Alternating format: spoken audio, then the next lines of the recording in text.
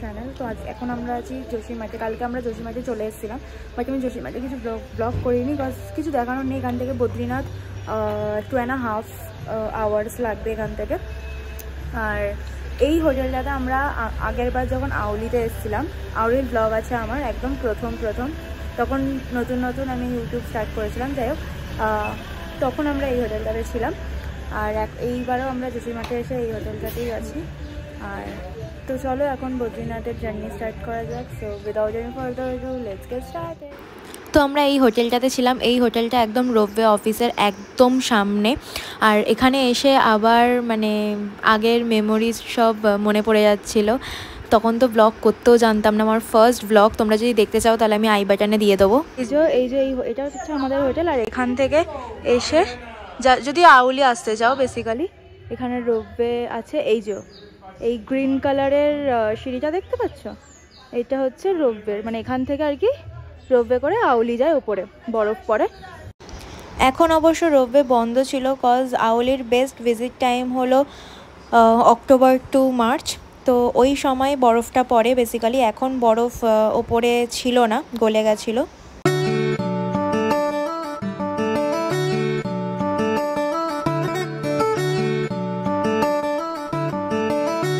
Finally আমরা চলে এসেছি বদ্রীনাথে। আর এখানে প্রচুর ভিড়। 2টো থেকে 3টে পর্যন্ত মন্দির বন্ধ থাকে। আর পেছনে মন্দিরের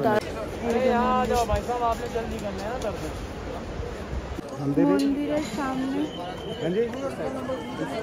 পুরো লাইন ধরে দোকান পেয়ে যাবে শপিং করার জন্য। আর এখানে নর্মাল এই পাশে লাইন ধরে খাবারের দোকানও পেয়ে যাবে। লাঞ্চ ডিনার এখান থেকে করতে পারো। আমরা এখন খেতে যাচ্ছি। আর একটা আমি কথা বলতে চাই, কেদারনাথে যেরকম ভিআইপি দর্শন হয়, বদ্রীনাথে ভিআইপি দর্শন হয় কিনা আমার জানা নেই, কিন্তু আমরা মন্দিরের পেছনের সাইডে গেছিলাম। সেখানে কিছু লোক 3 নম্বর গেট অ্যান্ড 1 নম্বর গেটে ব্ল্যাকে টিকিট বেচার মতন বিক্রি করছিল, ভিআইপি টিকিট। আর লিটারালি একজন পার্সনের তারা 2500 করে নিচ্ছিল। আর ওইটা কোনো ভিআইপি দর্শনও ছিল না। এরকম স্ক্যাম অনেক চলে ওখানে। তো তোমরা একটুখানি দেখে শুনে করো। আমি বলবো নর্মাল লাইনে দাঁড়াও, জেনারেল লাইনে নর্মাল যতক্ষণ টাইম লাগবে ততক্ষণই পুজো হবে। আমরা তো নর্মাল লাইনে দাঁড়িয়েই পুজো দিয়েছি। ফাইনালি আমাদের দর্শন হয়ে গেছে। আর কিভাবে হয়েছে বল? অনলি 15 মিনিটস কিন্তু লাইন যা। হ্যাঁ, কিন্তু ভিআইপি দর্শন করিনি। তবে ভিআইপি দর্শন করি না, কিন্তু আমাদের ভগবান 20,000 টাকা বাঁচিয়ে দিয়েছে। হ্যাঁ, এক্স্যাক্টলি। আর এখানে জিনিসপত্র কেনা হয়ে গেছে গিফটিং এর জন্য। আর এখন আমরা একটু জিলিপি আর এখানে কেসারি দুধ পাওয়া যাচ্ছে, তো ওইগুলোকে ট্রাই করবো যে কেমন খেতে। বিকজ ভাত আর মানে নর্মাল লাঞ্চ তো করা যাচ্ছে না এখানে, মানে পুরো প্রপার খাবার তো খাওয়া যাচ্ছে না, বিকজ এত মানে ফালতু খাবার পাওয়া যাচ্ছে এখানে। আর ব্লগ করলে পিপি স্টার্ট হয়ে যায়। এই এত উঁচুতে গাড়িটা ঢোকালো কোথা থেকে? কোথায় গেল গাড়িটা? তারপর আমরা সেটা করছি। হ্যাঁ, এক্স্যাক্টলি। কোথা দিয়ে আসছে ওখানে আসার ওটার জায়গাটা কোথায়? যাই হোক, তো চলো ট্রাই করি খাওয়ার কিছু।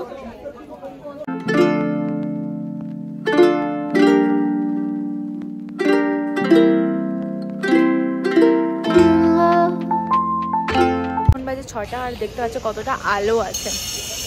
আমরা পুজো দিয়ে হোটেল চলে এসেছিলাম। দেন গল্প করছিলাম। দেন এখন একটুখানি খিদে পেয়েছে একটু বেড়ে গিয়েছি এখানে। আর এখানে কাজ চলছে, এর জন্য এত আওয়াজ হচ্ছে। আর এখানে এত খাওয়ার প্রবলেম না, মানে বুঝতেই তো পারছো, একটু বাঙালি মানে এই নিরামিষ আমার আর পছন্দ হচ্ছে না। বাট তাও নিরামিষ খেলেও মানে ভালো নিরামিষ হলে হয়। এরা যা রান্না করছে এটা না খাওয়া ভালো।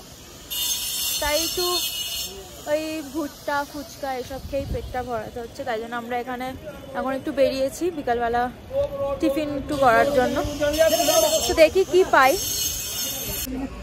এখানে একটা ফুচকা পেয়েছি আমাদের হোটেল থেকে। এই যে রাস্তা চলে এসে এখানে সামনে ফুচকা স্টল, পাশে চাও আছে। চা খেতে চাইলে চাও খেতে পারো, চা রুটি এইসব পাওয়া যায়। তো চলো ফুচকাটা ট্রাই করে দেখি কেমন লাগছে। বদ্রীনাথে পুজো দেওয়ার পর পরের দিন আমরা বেরিয়ে গেছিলাম হলো মানাগ্রামের জন্য। তো আমরা এখন যাচ্ছি হলো মানাগ্রাম। যারা জানো তারা তো জানোই, কিন্তু যারা জানো না তাদের জন্য বলে দিই। তো এটা হলো ইন্ডিয়াস ফার্স্ট গ্রাম মানাগ্রাম, যেখানে সরস্বতী নদীর উৎপত্তি, এবং সরস্বতী নদীর উৎপত্তি হয়েই একদম পাতালে চলে যাচ্ছে। এটা হলো মানাগ্রামের ভিউ পয়েন্ট। আর এখান থেকে দেখতে পাচ্ছ এই যে আমাদের ওখানটা যেতে হবে, বুঝতে পারছো, এই সাদা কালারের যে মন্দির টাইপের করা আছে। আর এটা হলো মেন সরস্বতী নদী, একদম দেখতে পাচ্ছ তোমরা, একদম উৎপত্তি হয়েই একদম নিচে চলে যাচ্ছে। আর দেখা যায় না সরস্বতী নদীকে। আর এটা হলো হিন্দুস্তান কি প্রথম দোকান লেখা আছে, দেখতেই পাচ্ছ। মানাগ্রাম দেখে আমরা বেরিয়ে গেছিলাম ওখান থেকে। আজকে আমাদের বদ্রীনাথে অ্যাকচুয়ালি থাকার কথা ছিল, বাট ওখানে এত ঠান্ডা আর খাবার ওই খাবার আমরা খেতে পারবো না, মানে বুঝতেই পারছো, মানে বাঙালি খাবার নয়, তো একটু চাপের ব্যাপার হয়ে যাচ্ছে। তো আমরা ওখান থেকে নেমে চলে এসেছি। এখন আমরা একটা নর্মাল একটা ক্যাফে টাইপের পেয়েছি ওখানে। এখান থেকে আমরা কোল্ড কফি নিচ্ছি একটুখানি পেট ভরানোর জন্য। তারপর নিচে গিয়ে দেখি কি লাঞ্চের জন্য পাওয়া যায়, তো ওটাই খাবো। এখন অর্ডার দিয়ে বসে আছি, আসলে নিয়ে দেন বেরিয়ে যাবো এখান থেকে। যতটা পারবো আজকে মানে রুদ্রপ্রয়াগ পর্যন্ত পৌঁছে যাওয়ার চেষ্টা করবো। অবশ্য রুদ্রপ্রয়াগ এখান থেকে অনেকটাই দূর, কর্ণপ্রয়াগ পর্যন্ত যাওয়ার চেষ্টা করবো। ওখানে পর্যন্ত চলে গেলে তাও একটুখানি খাওয়া দাওয়া একটু বেটার। তো দেখি আজকে কতটা দূর পর্যন্ত যেতে পারি। এখন আমরা কর্ণপ্রয়াগে হোটেলে চলে এসেছি। আর এখানে এত গরম, মানে বদ্রীনাথে যতটাই না ঠান্ডা, এখানে ততটাই গরম। মুখ চোখের অবস্থা থেকে বুঝতেই পারছো, খুবই টায়ার্ড হয়ে গেছে। আজকে আমরা এখানেই থাকবো। তো কালকে আমরা চলে যাবো হচ্ছে, মানে কালকে আমাদের সাইট সিন আছে ঋষিকেশ, দেবপ্রয়াগ হয়ে আমরা হরিদ্বার ঢুকবো। তো হ্যাঁ, লক্ষ্মণঝুলা, রামঝুলা এগুলো করে দেন আমরা হরিদ্বার ঢুকবো কালকে। এখান থেকে হরিদ্বার প্রায় 160 কিলোমিটার ওরকম হবে, শিওর আমি জানি না, তো ওরকমই হবে প্রায়। এখান থেকে মানে 5-6 ঘন্টা। তো কালকে আবার বেরাতে হবে। আজকে মনে হয় চিকেন খেতে পারি, কজ আর কোনো পুজো দেওয়ার নেই। হরিদ্বারে দেবো, সেটা হরিদ্বারে এখনও লেট আছে মাঝখানে। হ্যাঁ, আজকে জামাই ষষ্ঠী, আজকে হচ্ছে 12ই জুন। আর তার জন্য একটুখানি মাংস করা হবে প্রীতমদার জন্য, কজ বেচারাটা এতদিন নিরামিষ খেয়ে এসছে। শুধু মাঝখানে আমরা একদিনই মনে হয় খেয়েছিলাম, এতে হ্যাঁ যোশীর মঠে খেয়েছিলাম। আমাদের হোটেলের সামনে দিয়ে একদম খুব সুন্দর একটা নদীর ভিউ। আমি মেনশন করে দেবো নিচে যে আমরা কোন হোটেলে আছি, নাম দেখতে পাচ্ছ। এখানে না দুটো নদী অ্যাকচুয়ালি এসছে, একটা হচ্ছে এই দিক থেকে একটা এসছে, একটা হচ্ছে এই দিক থেকে এসছে। আর এখানে মিলছে দুটো নদী, বেশ ভিউটা সুন্দর। আর আমাদের এখানে 3টে রুম দিয়েছে, একটা হচ্ছে এইটা, একটা ওখানে এই যে এইটা দিয়েছে, আর আমাদের পাশেই হচ্ছে দিদিদের এই গেটটা। তোমাদের রুমটা দেখিয়ে দিচ্ছি। 2300 করে নিয়েছে, 2300। Neat and clean room. এখন তো জিনিসপত্র আছে বলে মেসটা বয়ে আছে, বাট রুমটা খুবই ক্লিন। সো ইয়া, আমি নিচে মেনশন করে দেবো। আর সামনেটা এরকম করিডোর মতন আছে পুরো। হোটেল শ্রীকৃষ্ণ প্যালেসে হচ্ছে আমরা আছি। আর আমাদের হোটেলের পাশেই ছিল এই হিল সাইড রেস্টুরেন্ট, যেখানে আমরা ফাইনালি চিকেন পেয়েছি।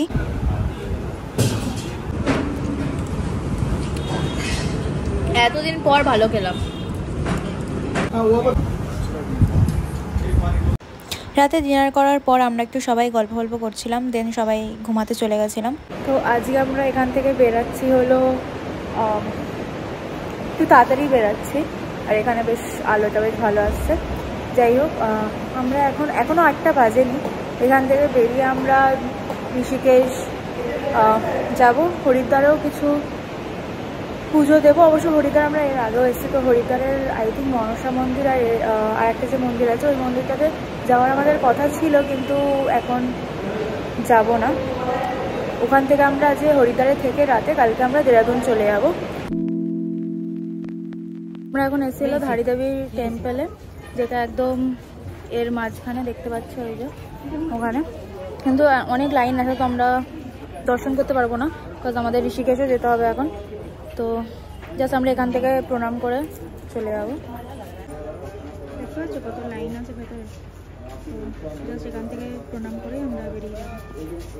আমরা ঋষিকেশ চলে এসেছি আর এখন যাচ্ছি হচ্ছে রামঝুলা। আর এখানে এত গরম, জাস্ট লু বইছে এরকম ফিল হচ্ছে। আর আমাদের ওখানেই নামিয়ে দিয়েছে, তোমাদেরকে একটুখানি আগে নামিয়ে দেবে। ওখান থেকে আমরা একটা অটো করে যাচ্ছি, 200 টাকা নিচ্ছে। লক্ষ্মণ ঝুলা বন্ধ অনেক দিন ধরে, বিকজ ওটা কিছু একটা কাজ চলছে। রামঝুলাতে যাচ্ছি আমরা।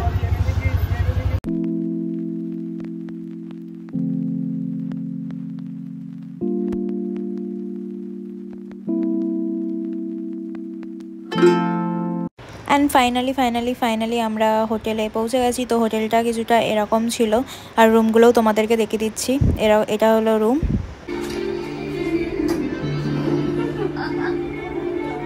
ফাইনালি চলে এসেছি আমরা,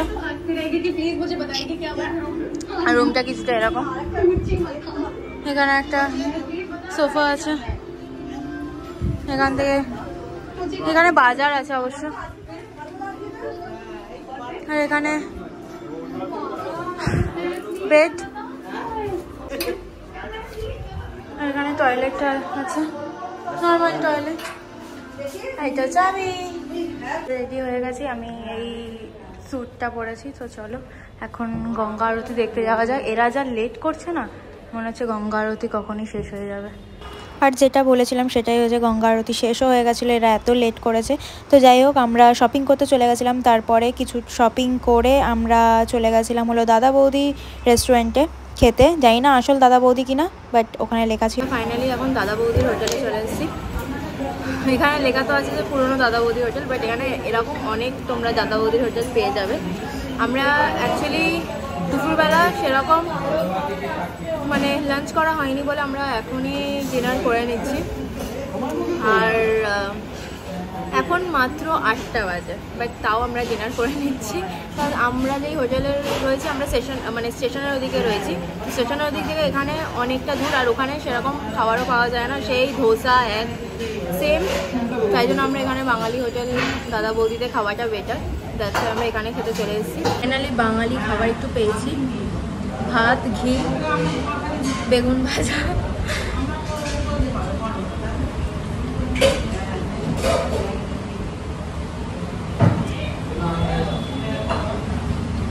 দেন নেক্সট ডে, পরের দিন সকালবেলা আমরা লস্যি খেয়ে হরিদ্বারে গেলাম। আর লস্যি যদি না খাই তাহলে আর কিছু বলারই নেই। লস্যি খেয়ে আমরা চলে গেছিলাম হলো দেরাদুন। আর এটা হলো আমাদের হোটেলের রুম। হোটেলটা আমি তোমাদেরকে পরে দেখিয়ে দিচ্ছি, এখন তোমরা রুমটা দেখে নাও, রুম ট্যুরটা দেখে নাও। এটা হলো ব্যালকানিটা আমি বাইরে খুলতে পারছিলাম না, আমি বুঝতেই পারছিলাম না কোথা দিয়ে খোলে। প্রীতমদাও বুঝতে পারছিল না কোথা দিয়ে খোলে। তারপর আমরা দেখলাম আচ্ছা সাইডে লক আছে, যেটা আমি ফিগার আউট করেছি ফাইনালি, দেখতেই পাচ্ছ তোমরা ভিডিওতে। এয়ারপোর্টের কাছাকাছি হোটেলেই আমরা ছিলাম বাই দ্য ওয়ে। আর এটা ছিল হলো ব্যালকানি। আর ব্যালকানি থেকে ঢুকেই এখানে তোমরা সাইডে একটা দেখছো ওয়ার্ড্রপ রাখা, ওয়ার্ড্রপে কিছুই রাখিনি আমরা। ওয়ার্ড্রপে আর এখানে 2টো বেড ছিল, প্রীতমদার দিদিও আমাদের সাথেই ছিল। আর এখানে হলো একটা মিরর দেওয়া আছে ফুল সাইজ। আর একটা বেস্ট জিনিস এখানে ছিল, সেটা হলো একটা মিনি ফ্রিজ ছিল, যেটাতে আমরা শুধুমাত্র জলই রেখেছিলাম, কজ আমরা কোনো অ্যালকোহল কনজিউম করি না। তার জন্য আমরা জলই ঠান্ডা করতে রেখেছিলাম, কজ খুব গরম ছিল, দেরাদুনেও খুব গরম ছিল, এত গরম ছিল লিটারালি লু বইছিল বাইরে। আর লাঞ্চে আমরা খেয়েছিলাম হলো রুটি আর চিকেন কষা। খেয়ে 4টে বিকাল আমরা খেয়েছিলাম হলো স্যুপ, চিকেন স্যুপ। আমরা একটুখানি বেরিয়েছি এখন বিকালবেলা কিছু খাওয়া দাওয়ার জন্য, দেখি এখানে কি পাওয়া যায়। আর আমরা রয়েছি হলো এই যে এই হোটেলটায়, ঘাই রেসিডেন্সিতে আমরা আছি। আমাদের হোটেলের একদম পাশেই ছিল এই ছোট্ট একটা ক্যাফে, সুন্দর ক্যাফেটা খুবই অ্যাস্থেটিক ছিল বাই দ্য ওয়ে। তো ওখান থেকে আমরা কফি বগেরা খেয়ে আমরা চলে গেছিলাম হোটেল আবার। দেন হোটেলে এসে আমি দিদি আর প্রীতমদার একটু ফটো তুলে দিচ্ছিলাম, আর এরা এখানে নাটক করছে। পুরো ভ্যাকেশন তো আমার এদের ফটোগ্রাফি করতেই দিন কেটে গেল। খেতে গেলাম না, সো ফাইনালি আমাদের চেকিং হয়ে গেছে আর আমরা এয়ারপোর্টের ভেতর ঢুকে গেছি। আর আমাদের ফ্লাইট হচ্ছে 12:40, প্রথমে 12:20 ছিল, 20 মিনিট পিছিয়ে দিয়েছে, এখন 12:40-এ ফ্লাইট। আর এখন কিছু একটা খাবো, কজ খিদে পাচ্ছে। যেতে যেতে আই থিঙ্ক কলকাতা 2টো ওরকম তো বেজেই যাবে ব্যাগ ফ্যাগ নিতে নিতে। তো চলো যাওয়া যাক, ফ্লাইটের জন্য ওয়েট করি। আর এয়ারপোর্টে আমরা একজন সিঙ্গারকে দেখলাম যার নাম হলো জুবিন, আই থিঙ্ক তোমরা চেনো। এখন বসে আছি হলো KFC-তে, আর এরা এত স্লো কাজ করে, আর এখানে কোনো কম্বো নেই না বাকেট আছে, শুধু ফ্রেঞ্চ ফ্রাই আছে আর চিকেন বার্গার আছে।